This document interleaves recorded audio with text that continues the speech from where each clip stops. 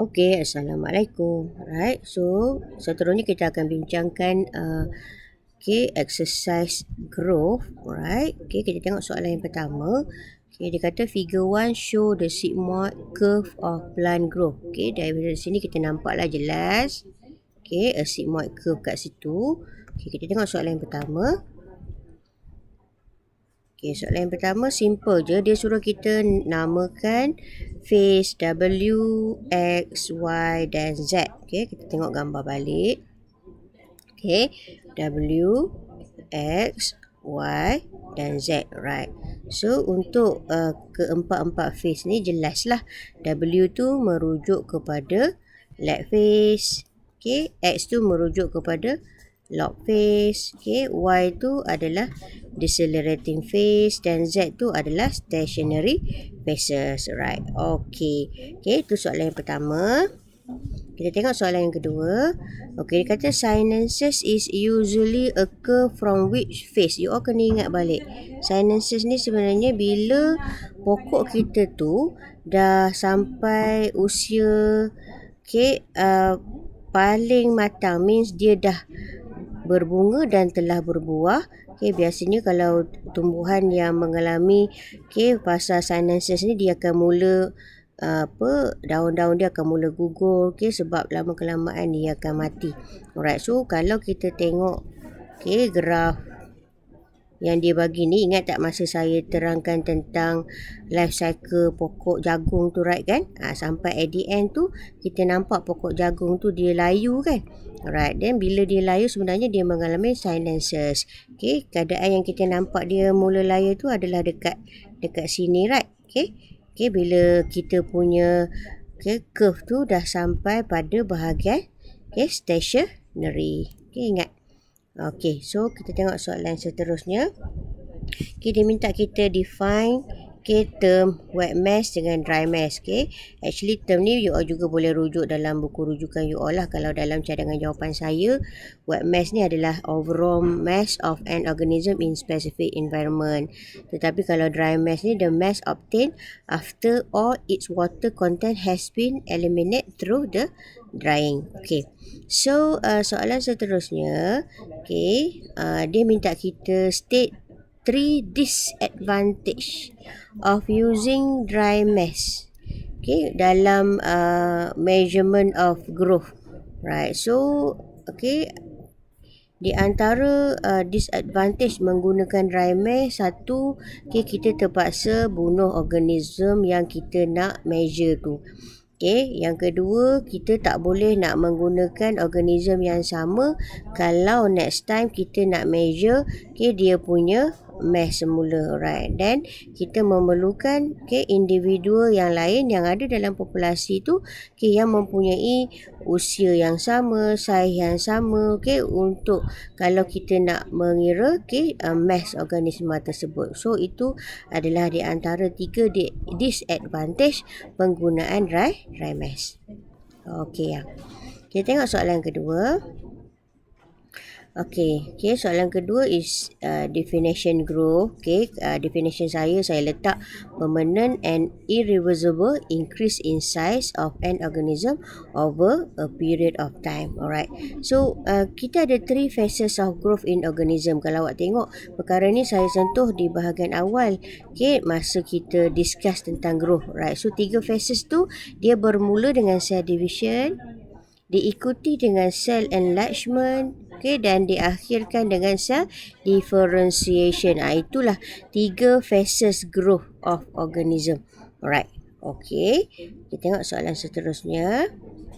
Dia minta kita name and draw the growth pattern of annual plant.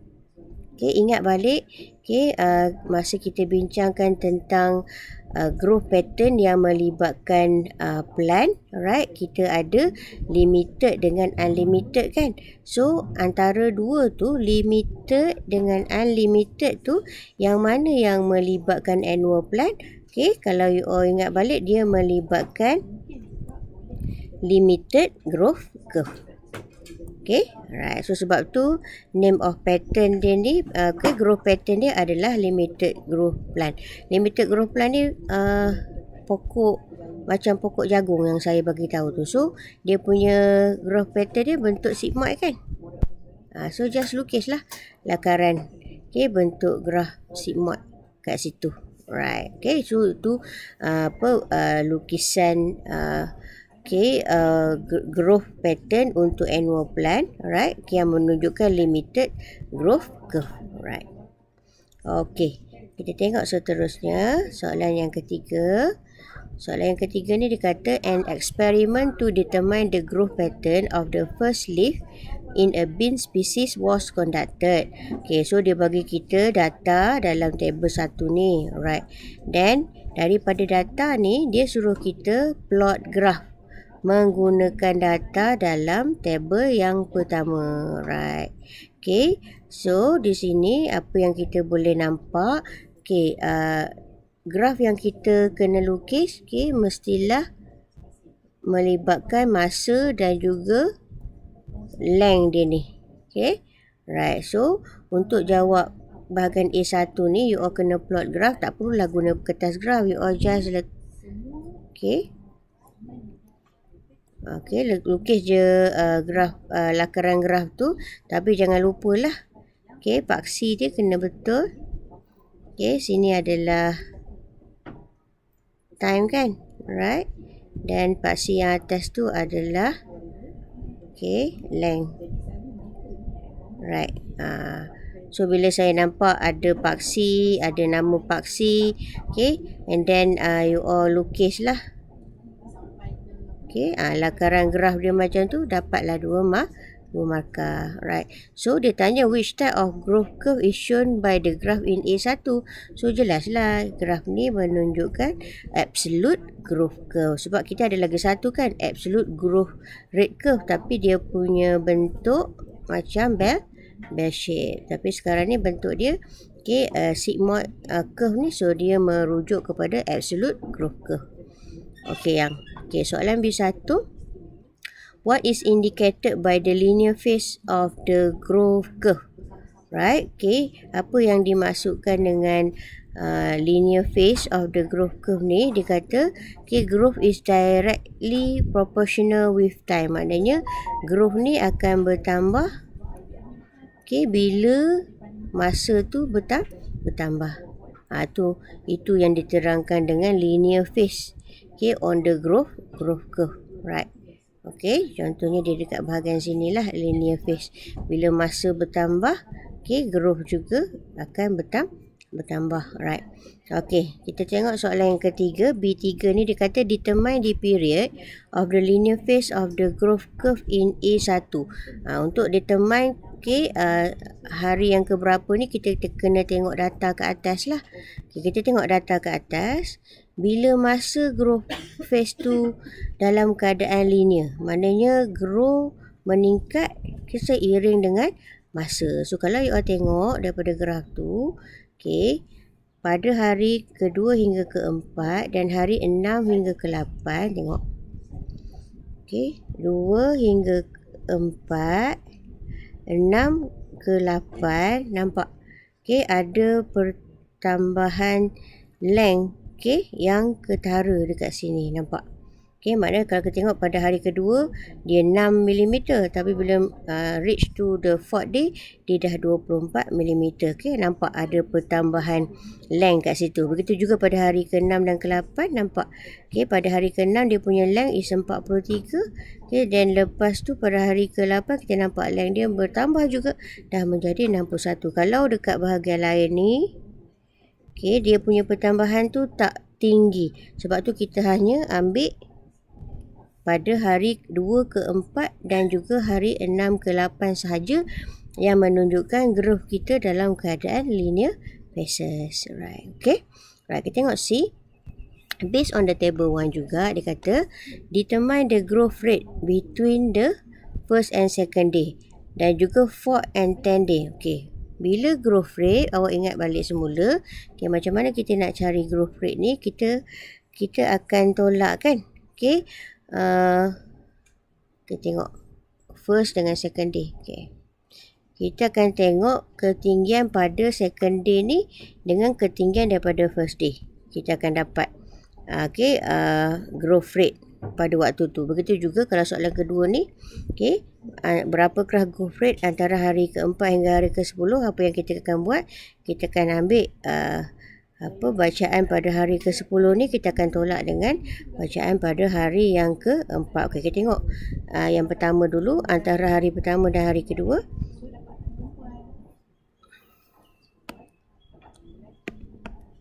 Okey. Okey, tengok.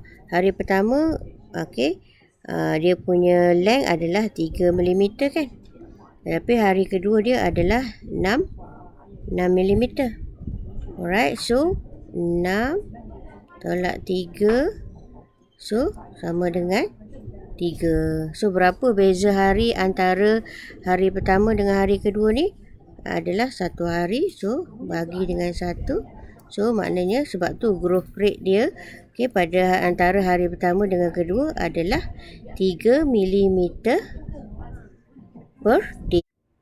Okey, kita tengok soalan yang kedua pula. Tadi kita dah tengok growth rate pada hari pertama dan hari kedua. Okey, dan seterusnya dia suruh kita kira growth rate hari ke-4 hingga hari ke-10. Right. So kita tengok balik data kita tadi yang so hari ke-4 dia punya length adalah 24. Dan pada hari ke-10 length dia adalah 70. So kita kena tolak lah. Length pada hari ke-10 tu 70 tolak dengan length pada hari ke-4 tu 24. So kita dapat 70 tolak 24. Kita dapat 46. Alright. Dan berapa perbezaan hari antara 10 dengan 4 ni? So 10 tolak 4 adalah 6. So rate dia adalah sekitar 46 bahagi 6, 7.67. So inilah rate pertumbuhan tumbuhan ni di antara hari ke-4 hingga hari ke-10. Alright. So that's why jawapan saya 7.67 mm per day. Okey, yang kita tengok soalan seterusnya. Soalan seterusnya dia kata figure 2 show growth pattern of an animal. Nampak graf ni dia bagi graph growth of lymphoid, growth of brain and head, growth of reproductive. Alright, so kalau korang tengok graf ni masa kita bincang hari tu, graf ni you all nampak masa kita bincangkan tentang isometric dan juga allometric kan. So makna jawapan awak nanti tak bolehlah tersasar daripada isometric dengan allometric. Alright. Kita tengok soalan. Name the type of growth in figure 2. So jelas. Graf yang kita pernah tengok berkenaan dengan lymphoid, growth of reproductive brain and head ni merujuk kepada allometric growth curve. Right. So yang kedua, give an example of organism that shown this growth pattern. Masa kita bincang tu, this growth pattern ni most likely berlaku di dalam humans. Right. So B, the sequence below show plant cell growth in the root. Dia kata daripada meristematic tissue dia akan jadi parenchyma cell. Daripada parenchyma cell dia akan develop menjadi xylem, phloem dan tissue. Right. So ketiga-tiga phase ni sebenarnya adalah growth of plant merujuk dekat root. So dia tanya name the phases of growth represented by the above sequence. So di sini phase 1 tu actually all the cell pada peringkat awal dia akan mengalami cell division. Dia akan jadi banyak. Selepas dia jadi banyak barulah dia akan masuk phase yang kedua, di mana dia akan enlarge, membesar, dan lepas dia membesar, akhirnya dia akan differentiation. Dalam keadaan ini, parenchyma cell tu dia akan differentiation menjadi xylem dan phloem tissue. Right. So itulah 3 phases yang berlaku kepada organisma kita ketika dia mengalami growth. Right. So that's all latihan yang berkaitan dengan growth kita. I think. Terima kasih. Assalamualaikum. Bye.